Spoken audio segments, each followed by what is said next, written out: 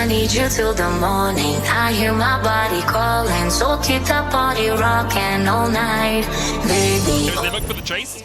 Elk and On both have their flashes. Elk already invested a ghost flash forward, twisted advance, knocked back onto On.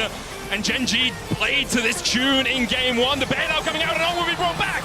And now Delight is next on the menu and Elk can turn it around. Double buff for him. It's going to be two, but a great flash from Delight. Got escape.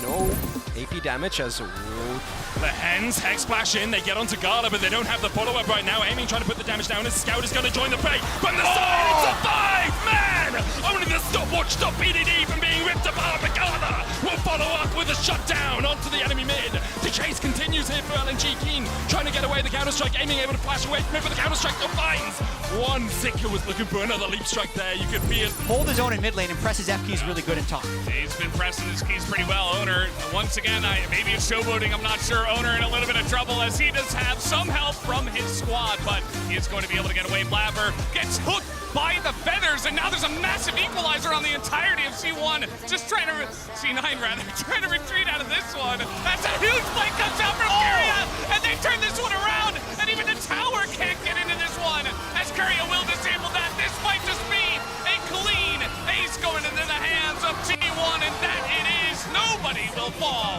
on the side of T1. An insane win here for T1, but we all saw it coming. They had control over the Dragon, and at this point in time, Owner is just so tanky, he can absorb a lot of that damage, and as the turn begins, it feels... Guma clearing the mid wave. T1 a bit split. Eyes on Ruler, eyes on the shockwave of Knight. Kanavi stepping in, flash to the side from Faker. At the cost of very little. Owner walking forward, but Faker now dominating! Kanavi! A massive mistake! Carrion now going in, the Ruler's untouched! Goes golden and now Ruler! Looking to take over the fight, Ruler still standing, but Guma's still standing, Guma firing back!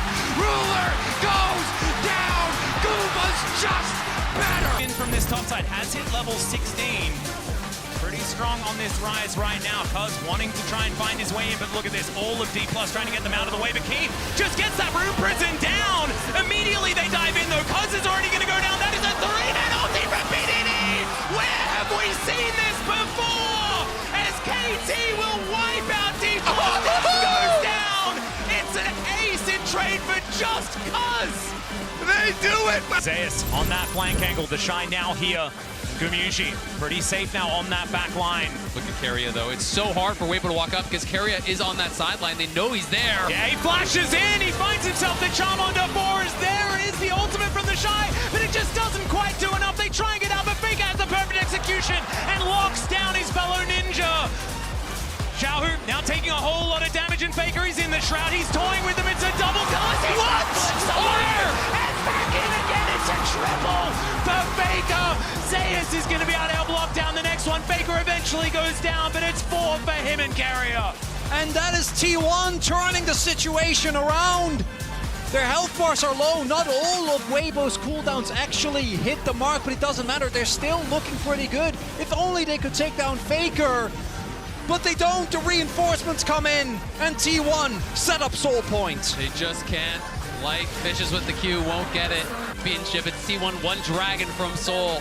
And Carrier gets spotted, he says, great, I'm gonna engage. Both your Soul Laners are stacked up, Carrier goes right in, knocks them both up.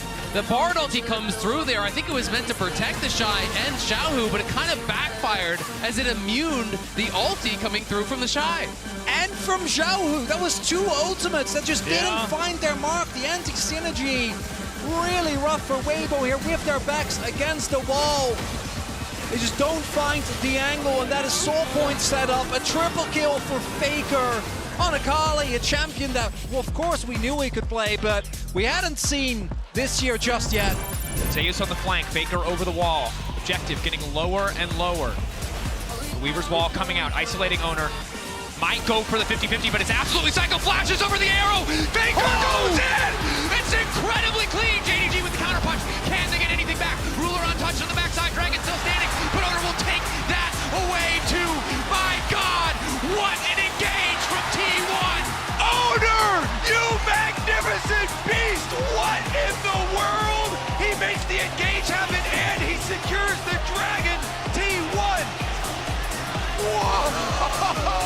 My favorite story about Owner too is that it's the way that this series cannot end in a 5 games. After all the doubt, after everything, KT want to push us there, and Baron is in their sights. Knight on his and way. Ruler are all that's left. Well, Ruler wants to try The shockwave! Shockwave is massive on the BDD. The heads goes down as well. And now the killer instinct comes forward.